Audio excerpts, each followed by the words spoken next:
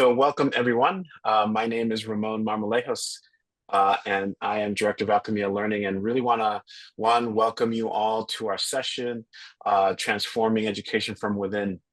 Really excited to have all of you join us. And before we kick off, I also want to acknowledge the traditional owners of the lands in which you are all calling from. I want to acknowledge the lands where I'm calling in from, which is Wurundjeri country of the Kulin Nation.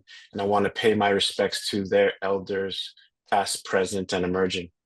And want to welcome all of you to our session, and really this idea of transforming education from within. And we're going to be talking a little bit about the Leona Norris's experience using Kaospilots. So really quickly, for those that maybe are new to Kaospilots, for over 30 years now, they've been in this space of transformational learning and designing transformational educational experiences. And so this approach to education is based out of Denmark. And really it's driven by those four key pillars that you see there. They're really big on being, one, experimental, right? So how do we invite more innovation and risk-taking? Experiential, right? So how do we do more learning by doing, and really engaging the learner? How to make it explorative so that it is done in a way where the learner has much more agency and self-direction in their learning, and how to make it enterprising. Right. So how do we think about then bringing these new ideas into the world? And so these four pillars really make up a lot of the Kaospilot approach. And we've been fortunate to be the licensee here in Australia for the Kaospilot Masterclass.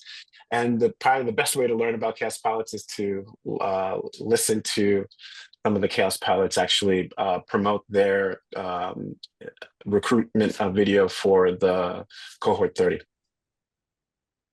Have you ever wondered whether the conventional way of educating is really the best way to do it?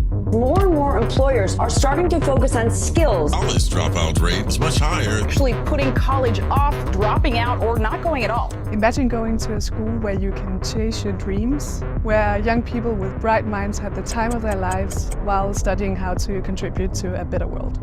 You will learn everything about regenerative leadership, setting up projects across the world, or creating your own business. The Kaospilot education is not defined by grades, but by your own students, their ideas, and their approach.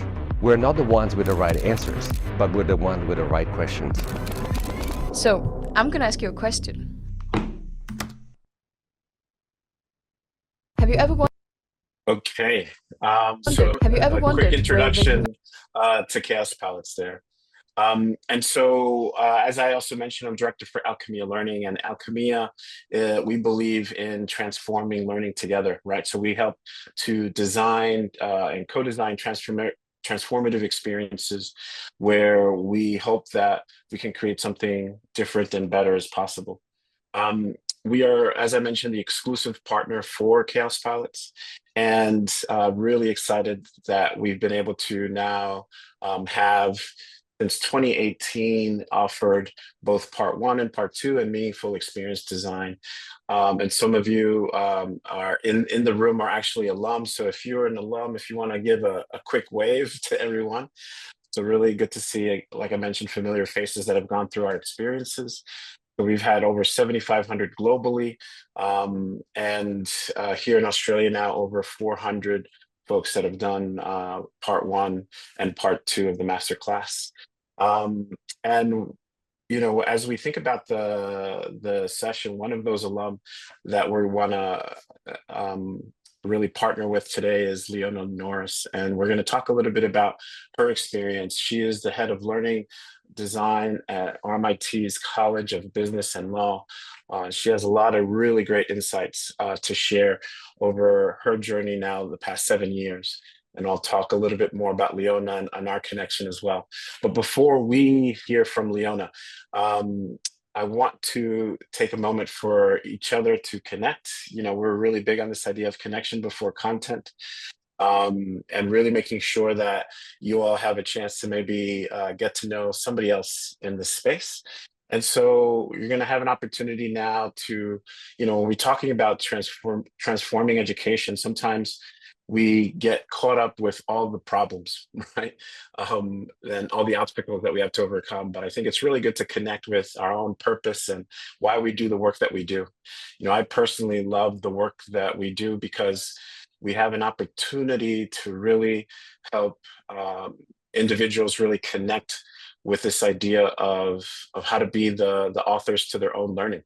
I think that's the thing that really drives me. And how do we give people the tools to design the kind of world that they want to see?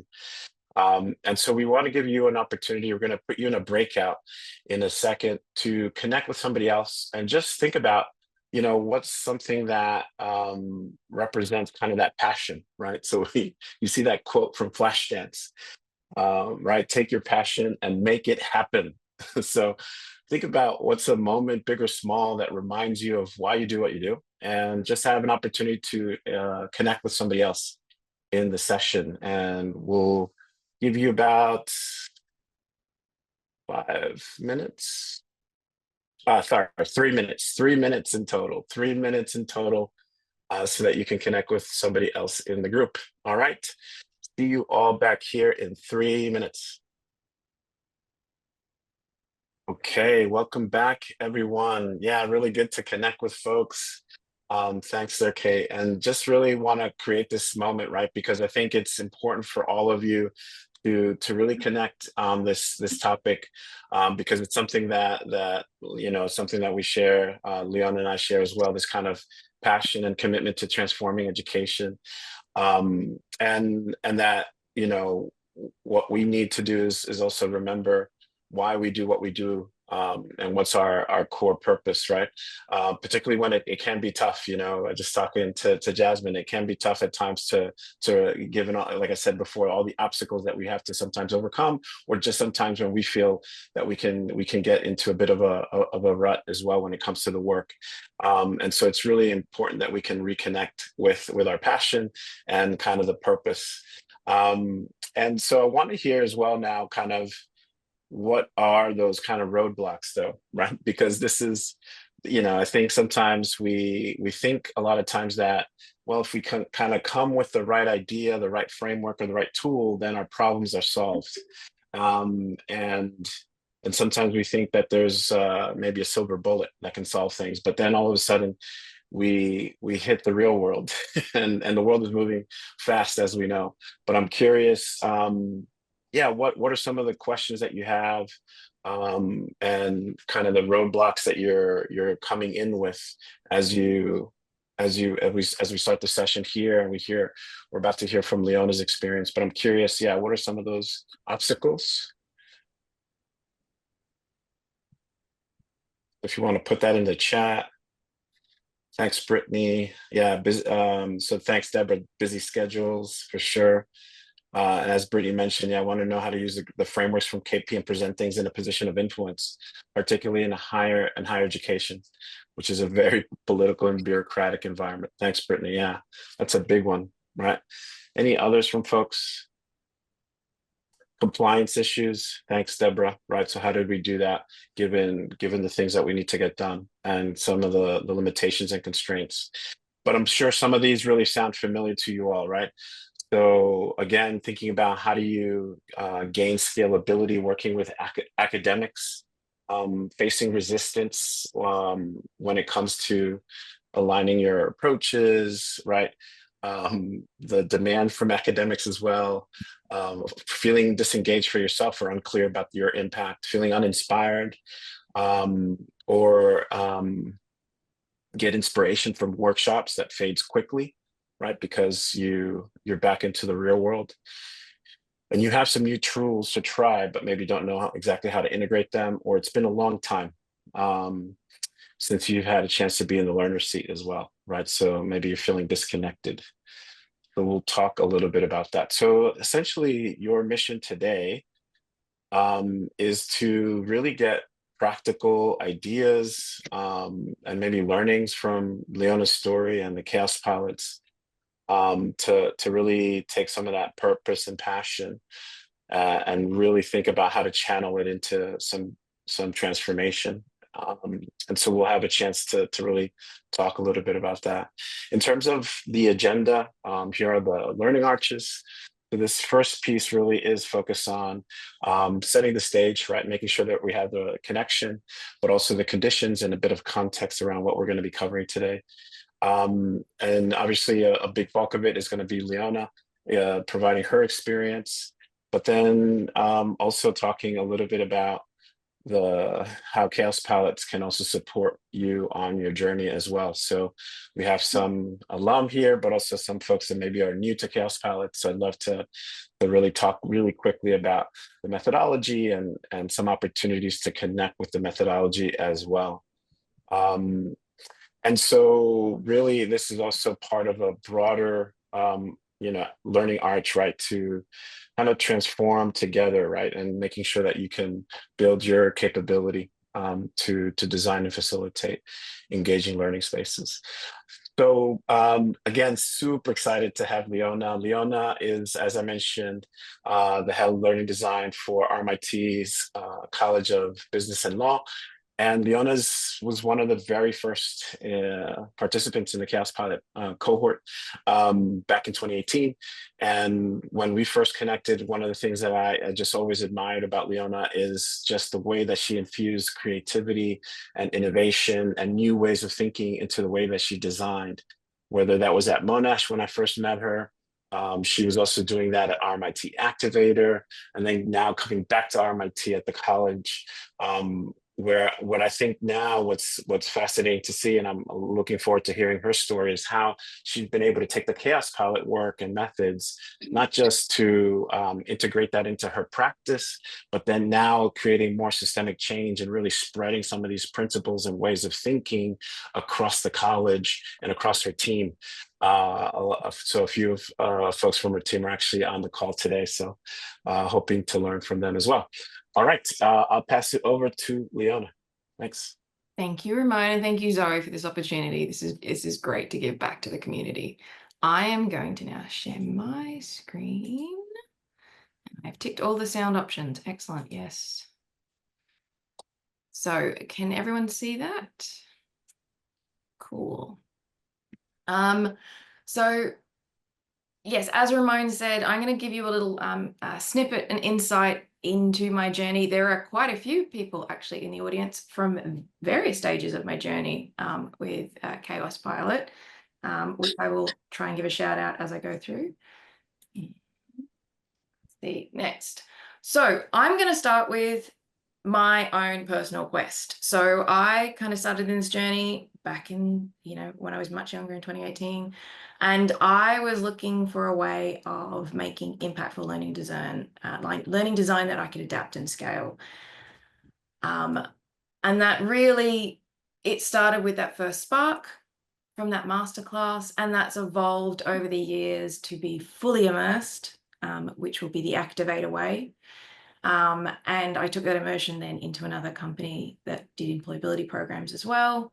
And then the final evolution at where I'm currently, which is the learning design manager at the College of Business and Law at RMIT. So I'm hoping there's something in each one of these stages that you might, either you're at these stages or you're at the beginning, but there's something that you can take away. So from that first spark, which I didn't even realize was going to be a spark until I did the 3-day intensive, and I must say it was intensive. It was very tiring to become the learner all over again, but it was the best investment in myself I think I've ever made. I will just say that much. And not only because it was a wonderful experience and Ramon is lovely, but I have long-lasting friendships and connections with like-minded, amazing individuals from that experience. And I got to learn from other challenges and others' ways of thinking. And of course, I got to find some tools. So my next challenge was, I had this awesome experience. How do I take what I've learned from this and apply it immediately? So as Ramon mentioned, I was working in Monash. I was working in the College of Engineering at that point. There were other awesome individuals in my team who also did the Chaos experience. And that did help when we were kind of consolidating what we would learn, and we each had different tools that kind of worked for us. As you can see, I thought the 5 C's, which have now extended to 7 C's, but I still stick with 5, were great as a framing conversation around context, change, capacity, and commitment. And that was great to sort of almost to help academics get into the process and help them start thinking the KP way. And then obviously being engineering, they love designing things and they loved the learning arches. That was one of the things that just took off. So there was something about measuring their courses and aligning them over a grid that just set the little engineering hearts on fire. But there are some other things, just some simple practices around to how does a team do we run things? How does a team do we maybe run workshops and professional development sessions? Framing them with I do art, even if there's not anything explicitly in that session around KP. And then there were some really cool concepts I think we all tried to play with and trial around the set, hold, land, which is a learning arch methodology around you're setting the learning arch, you're holding at the space in between, and you're landing at the end. That language also helps us with academics to kind of make their connections, because often in the university sector, academics are highly specialist in their areas. They think very topically. To help them to start make connections between their topics and their assessments and what the students need and how that needs to be landed was really helpful. And then some other things around increasing complexity while decreasing instruction. Another thing is how do you get them to hand over maybe some of the reins to the students, and the hidden curriculum, the kind of the red thread that runs underneath. So some things are explicit and how they can play with things less explicit. So the other side of that was obviously, yes, that's great to have conversations with tools and help them design their courses, but how do you sort of influence their practice? So this is where literally we lifted and shifted specific activities. The Lego challenge, not only in Monash, but through every career change I've had, has been the #1 thing that I have picked up and adapted 6 ways. The yo-yos was a beautiful activity that actually we did with some academics who took it was so impactful, it took it back to their childhood. So I think there's things, maybe experiences that if you've done the first and even the second, that is there something in there that you could bring to your colleagues or your academics or even your students to give them that same experience. So from Monash, I then went and decided I wanted to level up, and I do have an awesome colleague in the audience, Olivia, who helped me do that. And the challenge was I had to now live and deliver the KP way. So for those who have done Kaospilot and the workshop itself, you will know it is very experiential. There are no slides whatsoever. There's lots of energy and experience and up and down. And to maintain that over 3 or 4 days as a facilitator has to be hats off to Ramona, as always. But in Activator, we used to run workshops, both using learning arches as the designed in the way to design the workshops, but also a Kaospilot way of delivering the workshop. So no slides, full experiences, all of the things you do in the workshop. They were, I must say, they were not 3 days. I think the longest workshop we ran I think was about 2 days. But even just a short and sharp 3-hour, 2-hour session, I would not underestimate kind of the energy required to run something at that scale. Having said that, it was an amazing time, and I worked with some amazing individuals, and the output doing direct experiences with students was actually, if you talk about you being a bit disconnected from why your passion is becoming a learning designer and doing this, that really put the passion back in. There was also an opportunity at this stage actually to do some program design where we're looking at embedding entrepreneurial capabilities across a college, in the university at that stage, which really was the precursor to what I'm kind of doing at the moment. And then once I sort of completed my time at Activator, I moved into an external company completely outside the university system who was working with universities. So it's kind of, I was working for a company, they're working into universities. And I took the same methodologies and tools in a more corporate sense and looked at how not only could I influence maybe broader programs that we were offering that were employability internships into the universities, but also how could we work with companies explicitly into their graduate programs and do events and things with their graduates. So all of this, I would just say, while I've worked predominantly of my career in the university sector, working outside in the corporate sector, it's all still applicable. So that brings me to the final evolution, which is taking on the role of manager of a learning design team in the College of Business and Law, which incidentally, this opportunity actually came up in one of these webinars. Very much thank you, Ramon, once again, making a connection in one of those breakout rooms to someone on the call and then talking about an opportunity, which I then took on the challenge to apply and was successful in getting.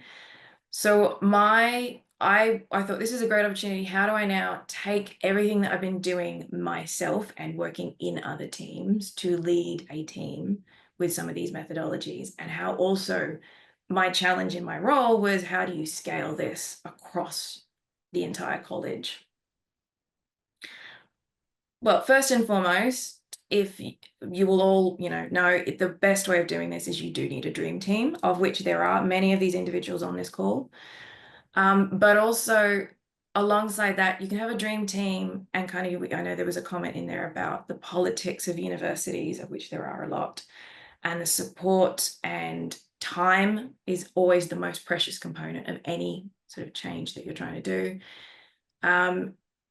Is having senior level support. And I must say a big shout out to my ADVC of LNT, Kathy Douglas, who has been the biggest supporter of this initiative. She bought in at a very early stage when we were rolling this out 3 years ago, and she has paid for all of the team to do the Kaospilot conference, work masterclasses, but also she supported the initiative and pushing it at a senior level, which I think is helping with the political aspect when you've got someone at that senior level also, pushing from the top down and you're sort of pushing from the bottom up. So all of those experiences, the learning arches, the kind of the conversations around the 5 C's, the workshops have all consolidated with the help of my awesome team, I must say, into what we call the holistic learning design approach.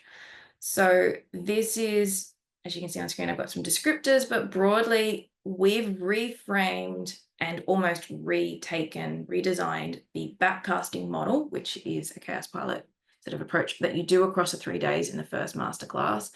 And we've distilled it down into more of a bite-sized course design development approach that is spread out. Initially, it was 3 workshops, full days, and then it went to 2 days worth of workshops, and then it's now down this semester. My team was running 2 half-day workshops. But you can see we have arches, we have people in a room. I think that's the key thing that I got from Kaospilot from those way back when in 2018. You get humans in a room and you give them the time and space to focus on the desired outcome they need to do and get them re-engaged with their passion, which is they are passionate about their discipline and they're passionate predominantly about their students, and getting them to understand who their students are and make those connections, which the Learning Arches is a great tool to help facilitate that visually.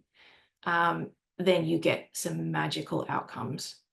And for the college, they needed to do this at scale. So there was no way that we could facilitate the numbers of courses that we were talking about unless you've got groups of individuals around shared, goals, which at this point was a program level kind of goal, either across an entire program, a major, a minor, or some core units. And also, I think our biggest success has been leveraging the expertise of the academics in the rooms to get to talk to one another. So rather than previously, before I came in, it was kind of one-on-one with the senior learning designers or learning designers. This is, they get the opportunity to not only, get the amazing conversations and outputs from my team, but they also get it from each other. And I just have a quick video of the experience with some of the academics and others talking about it, which I'll just play.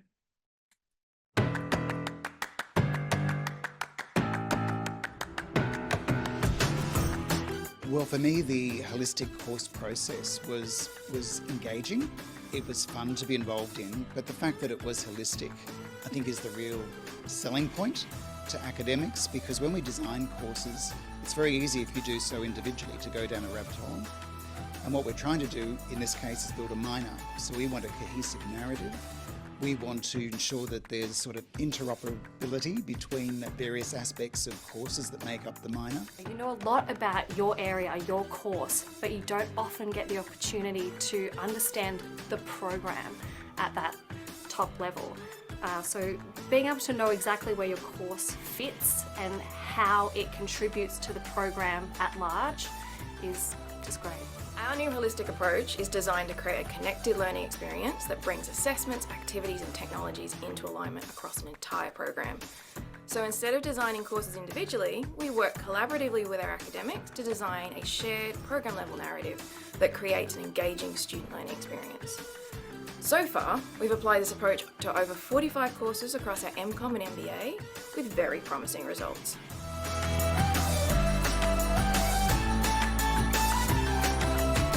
The workshops have been really active and engaging, and we've had the academics up out of their chairs, writing on butcher's paper, putting stickers on different things. It's much more organic, gets a lot of people working together, there's more robust discussions.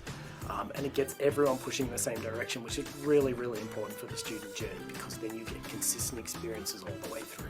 From the previous process to this process, I've seen a huge change. We all worked in silos. Everybody was designing their own courses, working on their own specializations. But in terms of taking this holistic approach, what we did was we designed things as a team.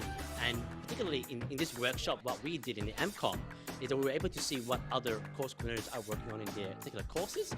And we were able to see particular technologies that they will use and how that sort of can be used in my course, as well as also forming that link throughout that journey of the students. And you can only establish that or be able to get to that if you collaborate in a group. The design process is amazing because it is so scalable. What we're doing in this one program can be done in multiple programs across the school and the college. The program itself is very scalable. The design features are bringing in industry, for technology, for embedding sustainable development goals, and just making sure that we're going to be really graduating students that match the university key strategies and capabilities, which is so important for us, as well as embedding the discipline-specific knowledge.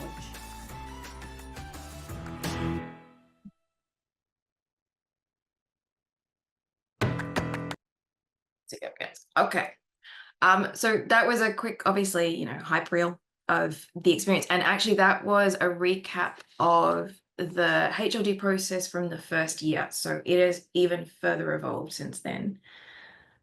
This is just a quick sort of snapshot if you want to know what does it look like kind of over a timeline, and kind of if I think the other thing is around making this work in your institution language.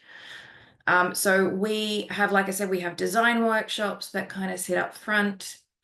We have there's a lot of work, I will not lie, there is a lot of work getting people on board before they can get to the design workshops, making sure all the senior stakeholders are bought in, that everybody's on the same page, that they understand the time commitment and what we want from them.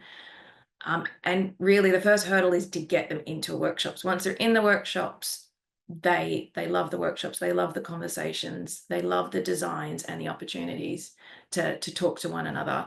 And then what we've noticed is, obviously, this is now third year running, we've got repeat people who are coming back and who are continuing to talk about what they like, and they helping to get others on board. And then we've broken it down kind of broadly into two main chunks, whereas we develop like an MVP, which for us is what goes live in the start of semester for our students. So that gives kind of a key milestone point for our academics to get development done, because that's the other side of this, it's stakeholder management, but it's sort of project management, managing timelines, deadlines. And then we've got other things where we've got initiatives around educational technologies embedding. We have the RMIT capabilities that we embed through. And also taking another Kaospilot kind of ideal is we have a showcase at the end where we celebrate what we call the HLD heroes. So we show off what our academics and my senior learning designers and learning designers have developed and created at the end to say, look at all this amazing work, and isn't it awesome?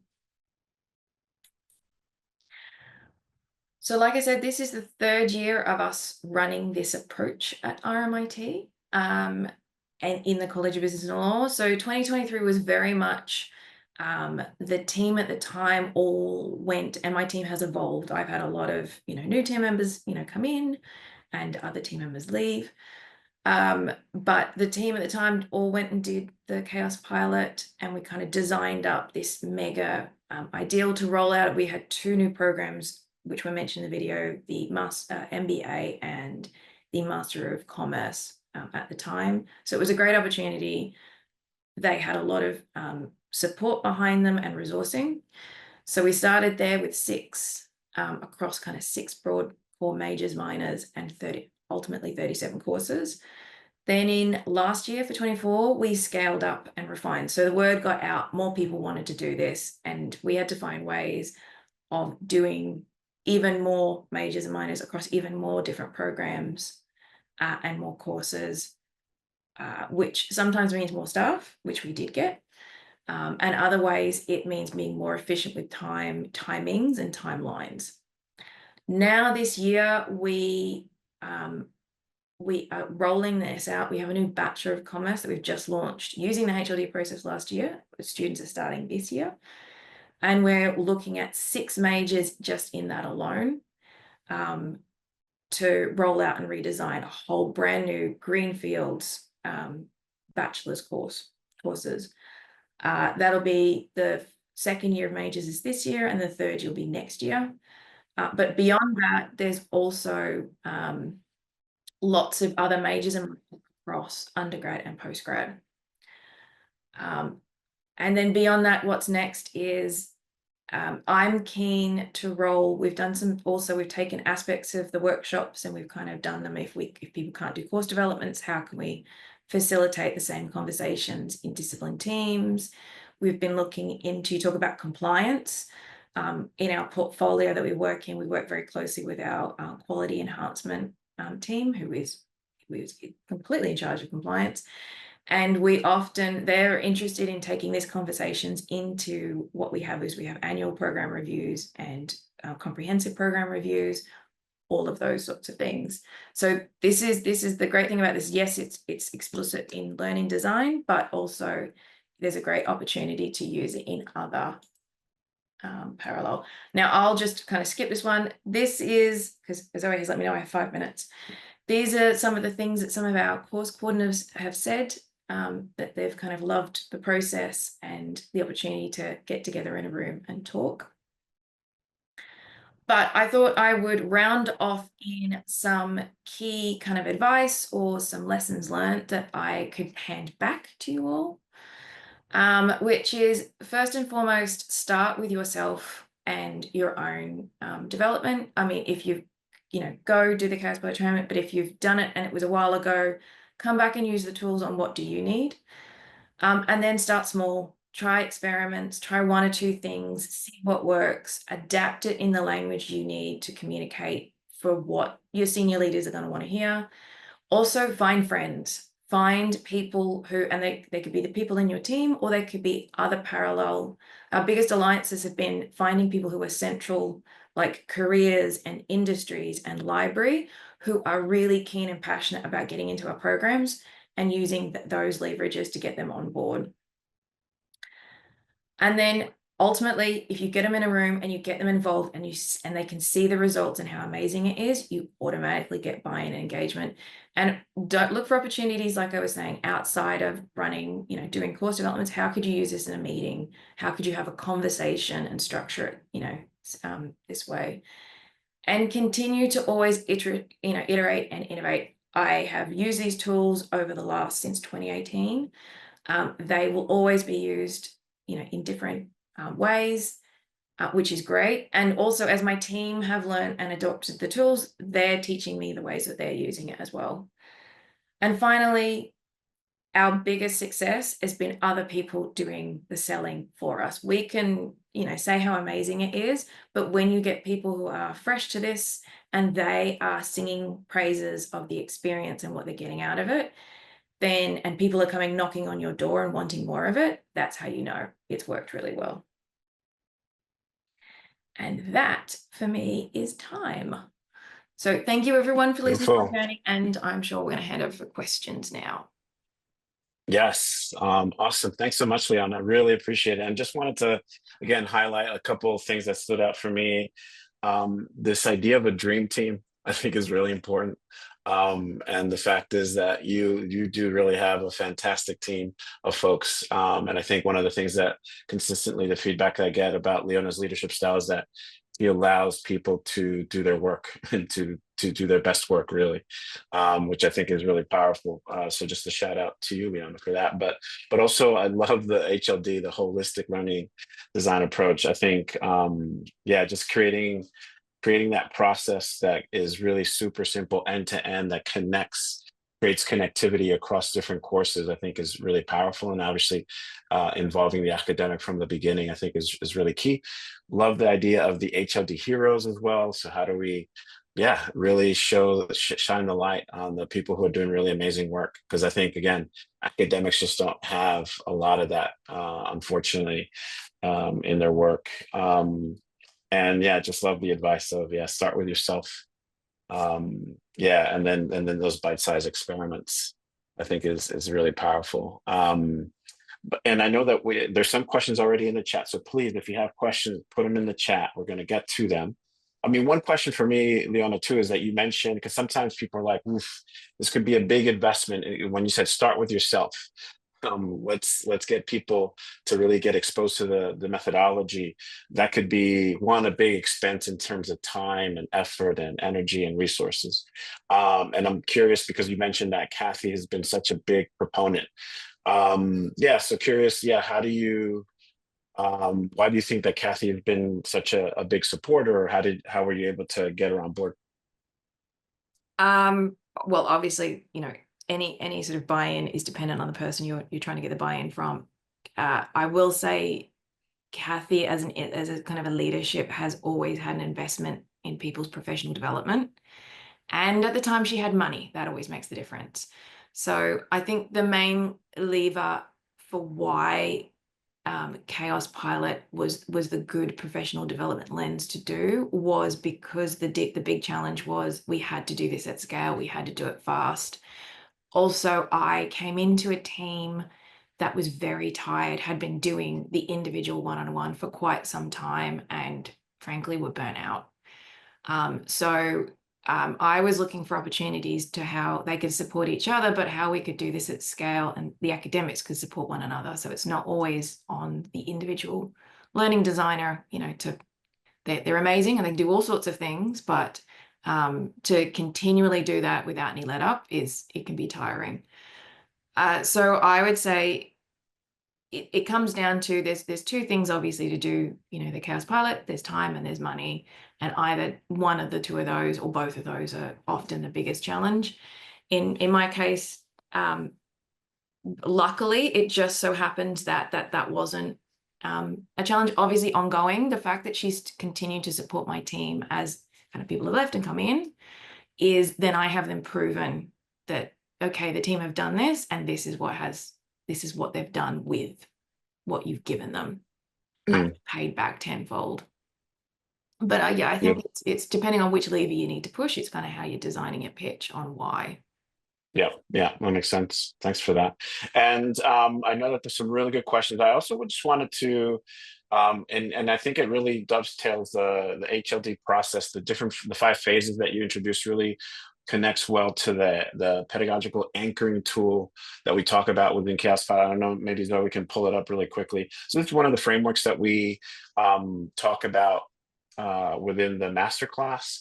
That's really, really important because it just helps us understand, particularly when we're trying to create systemic change, how do we approach that from a design perspective? Because a lot of times, I talk a lot about this in the masterclass, this idea, and Leona alluded to this idea that we need to think big, but you need to build small, right?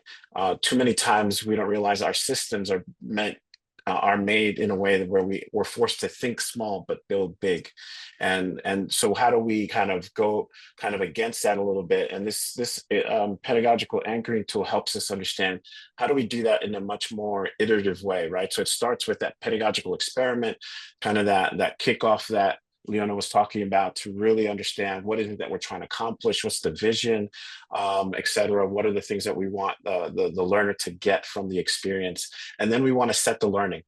And so that really starts with designing that learning strategy, and of course those elements of vision backcasting. How do you start with what is the end goal of the experience, and work our way backwards based on where the student is right now? And then we look to define and design, and we do that through safe to fail experiments, really ways that we can test assumptions.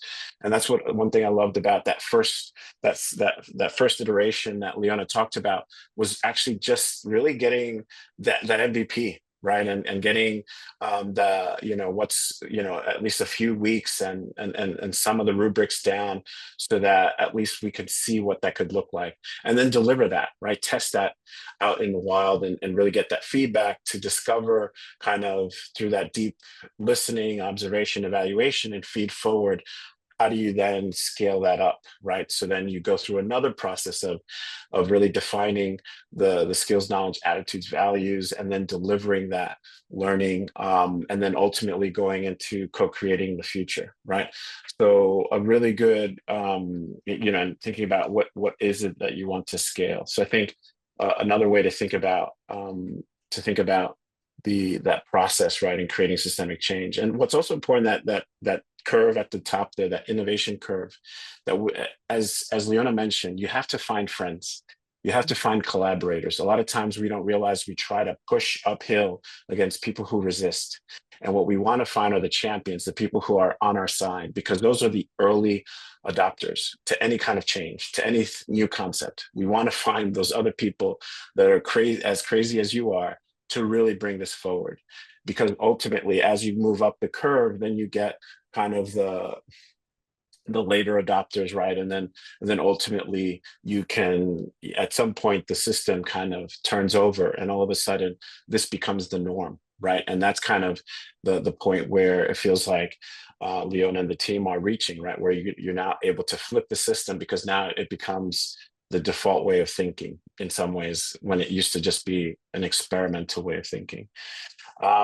And so for the folks as well that haven't been to the master class, right? So really quickly, when we think about that first part one, that designing and facilitating learning spaces, you have those tools that we talked about, but really it's just a great opportunity to, again, be in the seat of the learner. It start with yourself, like Leona mentioned, making sure that we can be in a position and take that time, because sometimes we say, 3 days, that's a lot of time just for you personally to take away from your work, but it's a real gift to take that opportunity to just take a higher level view of the work and yourself, and take stock of that.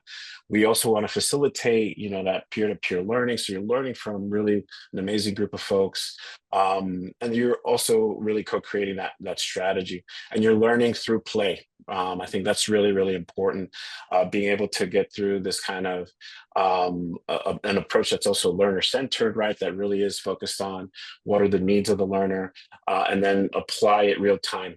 The fact is that you're working with folks, and you're working with real projects in the session, and then you use learning arches to then start thinking, how do we visualize what a journey could look like? Now in part two, when we think about part two, we're really getting into a much more deeper immersion. It's much more focused on yourself and your craft, thinking about your learning and professional edge for growth, right?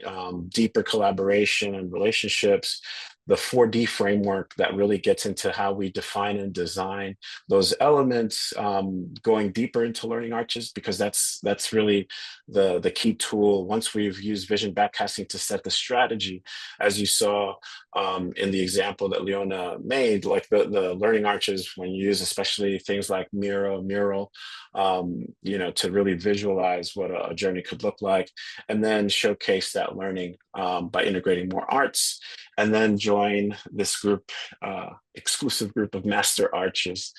And that's going to be later on this year in November, hosted by RMIT. And so there's some really good examples of how that's being used, right? So in the startup space, we developed a program called 30 by 30 that's looking to launch this next generation of scale-ups in Victoria. So they want to establish 30 unicorn scale-ups. So unicorn scale-ups valued at $1 billion or more within the state of Victoria. And so partnering with LaunchVic to design that. Another great example is the Community Collective. So Paz Pizarski, some of you may know, used to be at RMIT Activator, actually put forth this concept of creating a program that can help community managers just become better at their craft. And now she's, I think, into her 6th cohort, and a few hundred folks just a couple years in. Just excited to see how they've grown. And then also seeing somebody like Tanya, a Circular Nation, really promoting Indigenous entrepreneurship. And so Tanya Egerton really has done some amazing work. So she brought in this project into the masterclass as a concept, was able to design it, design a first version of it, and now has become the CEO of Circular Nation and the Remote Op Shop project. And it's done really amazing work promoting entrepreneurship in Indigenous communities. And then we're also excited because we have so many academic alchemists. So we've worked with a lot of universities. I see some faces from the University of Melbourne, where we had an in-house masterclass, and we've also just recently worked with ANU and their School of Cybernetics team.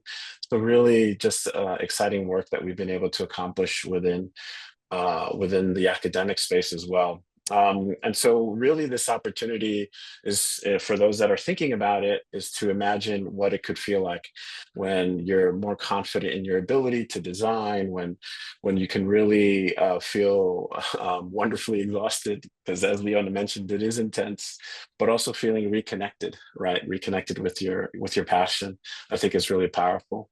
And then also, to go back and think about the world, seeing the world in a very different place as well.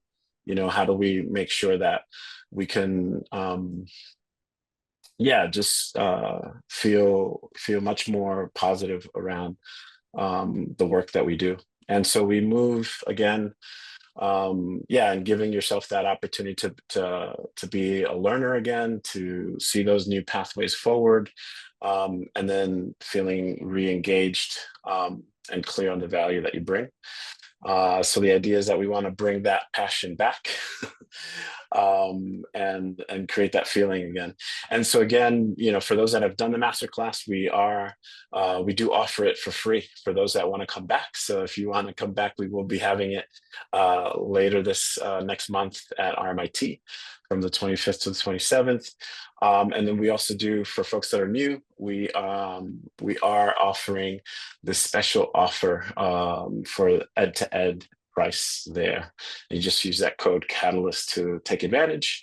And then for those of you thinking about part 2, so to the Learning Archer Masterclass, we're having that again in November. So please, take a look at those dates, and hopefully those can work for you. And again, we have a special offer for you for academics, that ed-to-ed offer, if you use that code Catalyst by the 5th of March. And if you're thinking about doing both, we also offer bundle packages, so you can have an opportunity to do both part 1 and part 2 and take advantage. And as I mentioned, all Part 1 alum are eligible to join Part 1 for free. So let us know if you're interested. All right, so mindful of time, but we do have a bit more time. So you have, again, those prices that you can take advantage, but I want to take advantage of some time for Q&A, because I know some folks have to leave at the top of the hour, but we'll be sticking around for another half an hour. So what questions do you have? And maybe I'll put it over to Zoe. I know there's some questions in the chat. I want to make sure we can address them. Yeah, great. So my first one from Brittany, I think she's still here. Yeah. So yeah, just any tips on presenting and explaining the KP tools for more senior leaders in the university space. So, you know, that vision backcasting just might not hit the mark, even if it makes sense to those of us who are familiar with it. Yeah, I don't know if what your tips would be around that, Leona. I think this is where you look at applying the tools to yourself first. So I would do almost like a mini deep dive into the 5 C's. Like, what is the context in which you're working for? Like, what is the change they are desiring? There's obviously the change that we all want and we're all passionate about, but ultimately, what are they looking for? And that could very well be, depending on the level of senior leadership, they will have different drivers and things that they have to deliver on. So it could be, you know, it could be a budgetary thing, it could be a scale thing, it could be a quality thing. It's basically, you almost need to pitch to what they need first, and almost hidden curriculum, sell it in, you just kind of put the tools underneath. Well, in order to be able to deliver on the vision that you would like to do, this is how we could do it. And also, I think by reframing some of the language, in your own context and how they like to, because obviously I work at a business school, so you know there's certain ways we may reframe or pitch things. The fact that I'm using the word pitch, versus if I was working in engineering, like I said, engineering, you know, the academics loved the actual design. They knitted down the learning arches and went to a whole new levels of actual, you know, learning arch design than my business academics. It's fine as a visual tool and kind of a strategy mechanism, but they'll move from that, like, you know, they'll have that as a snapshot in time, and they'll move more immediately into the developing of the course. But yeah, I think it's, and then obviously you're going to have to change your story and your narrative depending on who you're talking to. So if I'm pitching to senior leadership, then it's how to achieve the ultimate, obviously the college vision, and then that has to link to the, you know, this is the politics that has to link to the RMIT vision, and whatever challenge may be facing us at the moment. Is it around enrollment? Is it around retention? Is it around, you know, student well-being? Whatever it might be.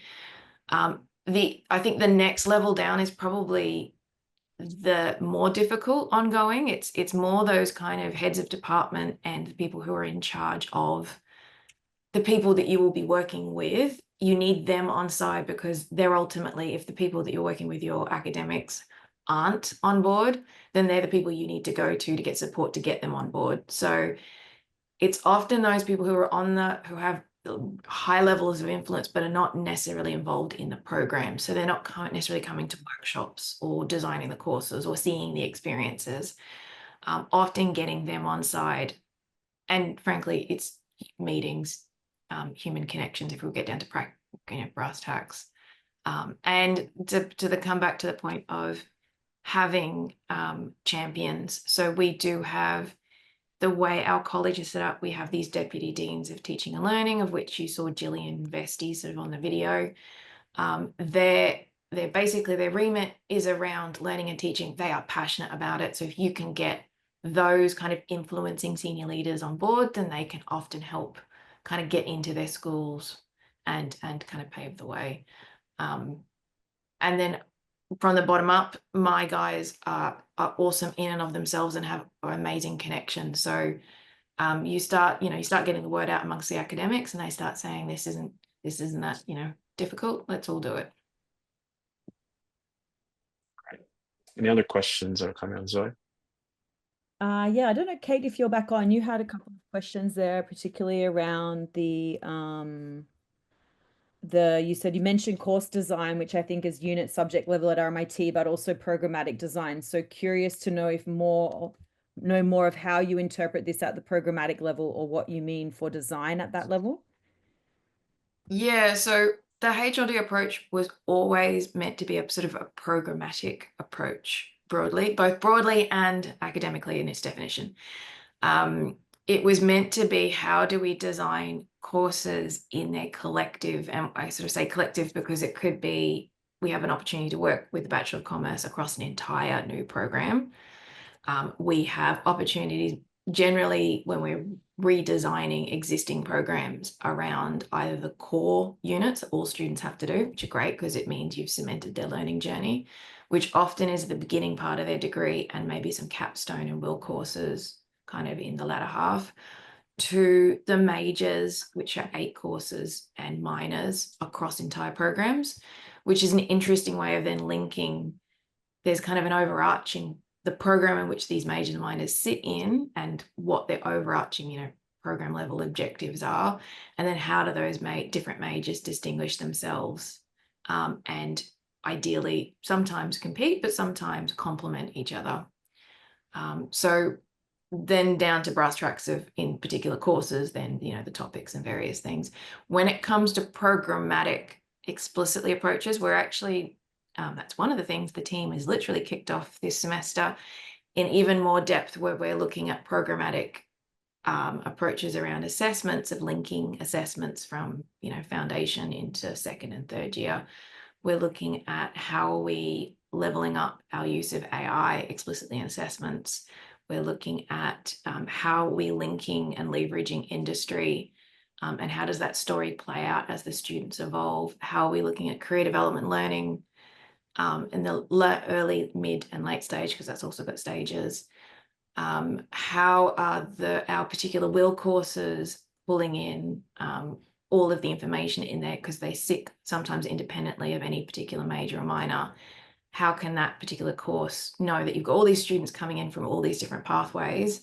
How do you get them all then to leverage all that experience, but also come together as a cohesive journey? So it's multifaceted. We can the great thing about the HLD is we've been able to scale it up, scale it down. We've worked on short form graduate certificate 4 courses up to, like I said, the whole Bachelor of Commerce program, which is over 3 years. Yeah, nice. And I think the other thing that stands out to me, Leona, from what you shared is, that idea of using the tools on yourself or for your own need. Because I think sometimes after completing the Part 1 Masterclass and using the vision backcasting full design process, sometimes maybe people think, oh, I have to apply that as I experienced it, and do like a whole copy paste. And maybe that limits their opportunities for integrating it into their existing practices. Whereas what I love that you described is, okay, cool. How do I, Ramon showed before that toolkit that's, that's not even the complete list of tools that you get to experience in Part 1, but how do I use those kind of for my own purposes and kind of connect it to what we're doing, but then also find the right opportunities for using parts of it to integrate into what we're already doing and enhance what we're already doing, rather than thinking, oh, it's an all or nothing proposition kind of thing. Because, it would be like, if you were going to do the Kaospilot way at the vision backcasting, like, it would be awesome, even for the Bachelor of Commerce, with all of the resourcing and support behind it. We did do an amazing large workshop that some of the team are on the call ran last year. And even then, the ultimate way of doing that is you have students, you have all of your stakeholders in the room, you have students in the room. But there's obviously going to be hesitation in universities about a new program. We don't want to be, there's privacy and intellectual property and all sorts of other things. However, when I did present our approach to actually the BCom at a sort of a central RMIT event, one of the questions that did come up was from a completely different college, said, wouldn't it be great if we could also have students involved in the experience? So I think that's the other thing, is comes back to it's a change management approach. Give them enough to make them interested to want to know more. Work with the stage that you're at and where you're comfortable, which may very well be running an online, workshop, and that's where you go to, wouldn't this, and so people go, wouldn't this be great if we did this in person? Okay, great, let's do it in person. Rather than, to your point about, trying to push something uphill, sometimes to jump that far is a little bit too far. But like I said, this is 3 years in the making, and we're also having to adapt and, restrict things. Time is always the number one thing. But what are the core tenets you want to hold to, and where can you then, do other things as well? Yeah, all that. And yeah, I'm curious too, you were talking about involving students, Leona. It can be a massive barrier because again, the university just isn't built that way, right? To allow for the students to be involved in the design process. How do you, when they talk about student voice and student engagement, et cetera, how does that play out for your team, and how do you get students involved? In the college at the moment, I must say that is probably one of the limiting factors in its set up around the involvement of students into the design of new programs. And I know that there was someone on the call who was talking about quality assurance. This is where I've been leveraging, because we have an awesome quality assurance process where we evaluate our courses and we get student voices in, and it's all fed into that process. My team kind of comes at the beginning. They've decided to refresh a course, and when there's intensive work to kind of build the product out with the academics, and we hand it over. There's another team that then looks at, as our courses are being delivered, if there's feedback, how do we support the academics in their capability? And then the QE team, the quality assurance team, responsibility is how do they, assure the process over the space of the time, the compliance, and how do they capture, the kind of conversations around those types of improvements around the student voice, around the academics, the tutors, to feed it back into kind of that more continuous improvement cycle. And I know we've had conversations about taking the kind of the workshop methodology into those sorts of conversations, which is still an evolving beast. One of our bachelor's program is going to be going through a major comprehensive review. There's probably some opportunities in that. We have had the opportunity to introduce it before people start writing all of the academic, paperwork to put in a degree, like your course learning outcomes. There's a lot of that, because what we were finding is there wasn't a lot of thought process. People would do it individually. I've got a new course, I write up the course, here's the course. There wasn't any kind of linkage back into, well, where does this course fit into the bigger program? Those sorts of things. So I think it's a multi-pronged approach of, obviously our sphere of influence is in this particular aspect of the process. But once people start to see, because people who come are involved in all the different aspects. Once academics start to see, well, why don't we use this while we're writing our course learning guides? Why don't we use this when we're evaluating our courses with our students? Why don't we? So people can start to think, you're giving the opportunity to expose them to new ways of thinking. They start to look at, how can we adapt? How can we take this on? Which is, like I said, so that's a success. Not only are they talking about it, but if they steal your tools and go and use it in wild and wacky ways, then it's only great for all aspects of this, the student learning journey, because it's how we're supporting all the different stages of the process. Great, thanks. And I also saw, this message from Kate also around these, how does the KP methods compare to the other kind of programmatic holistic approaches to design, like Carpe Diem, Oxford Brookes CDI, programmatic assessment, other course or program architecture approaches in other parts of RMIT or other university environments? And how does that compare? I don't know if other alum as well or other folks on your team that have come across some of these. I haven't done a comparison. The only thing I'd say is we use the kind of it as a broad umbrella approach. Kaospilot is great because there's so much behind it that if you needed to go and deep dive into any one of those particular academic, lenses, you could. As for other parts of how the university, RMIT is a very big university. So each college is almost a university in and of itself, and we operate almost independently to one another. So I actually can't comment on how the others do it, but I have had conversations with other people from the colleges when they hear about our approach, and everybody's interested. They're interested, obviously if you're a learning designer, from the methodology and the impact you can have. And then others are interested because of the scalability we've been able to do, like the number of courses in a given period of time. But yes, thank you, Kate, are you here or not here? But I will look through all of those. It's on my list of things. I've been so our team's been so busy doing the doing that we haven't, I think, probably had time to take stock. There's probably lots of things, like everyone in this room, you'll be doing all sorts of different tools and methodologies and approaches in some vein or fashion, that I think we just do the things, and sometimes, yes, we link it back to academic methodologies, and if we're writing a paper especially, or presenting. Other than that, we just get on and do it. Yep, for sure. And then also want to highlight too a bit of what Leona was talking about. There's a lot of things that sit within the Kaospilot methodology that in and of itself is not necessarily revolutionary, but I think the way that they're kind of stacked together can be really helpful. But also Kaospilots and Simon Kavanagh, who designed the masterclass and some of these methods, is really big on hacking, really big on taking it apart, taking what's useful, dropping what's not, and doing exactly what Leona did. I mean, like really being able to apply it and really adapt it to your context and your needs. So I think that's really one thing that I love, the flexibility and the adaptability of the methodology. That really helps folks kind of think about how to make it applicable to their environment. So any other questions?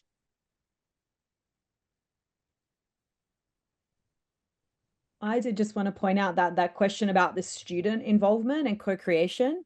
I think that could possibly be another webinar topic, because I know that there's some alum from the University of Queensland who co-designed with students and industry and academics a capstone program in one of their courses that then was then launched the year after. And I know that they kind of did some academic, some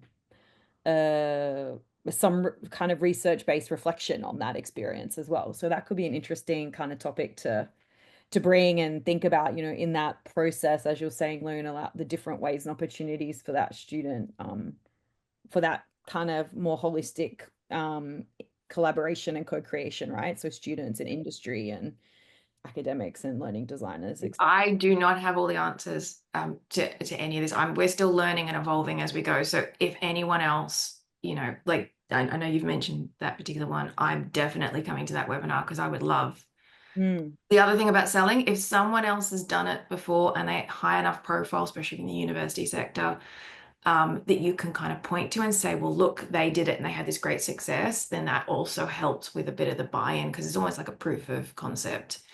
This isn't I haven't just made this up. This is based on, you know, experience, and especially if they're at a group of 8 university and your university likes to look up to group of 8 universities, it always helps. Yeah, great. Question from Andrea here about the hidden curriculum. Interested in the idea. What is hidden? Could you explain a little more about it? I'm going to explain my version, and then I'm sure Ramon can come in and give the Kaospilot explicit version. But hidden curriculum is basically learning that is not being explicitly taught or upfront. So if you think about generally often in our learning experiences, it's related to the transferable soft skills. So you might be working with an academic who is doing fluid mechanics. I'm going to choose the most difficult course I've ever worked on in engineering, and how when you start to talk to them, and obviously my job, you know, as a learning designer, is how to translate what they're doing in layman's terms.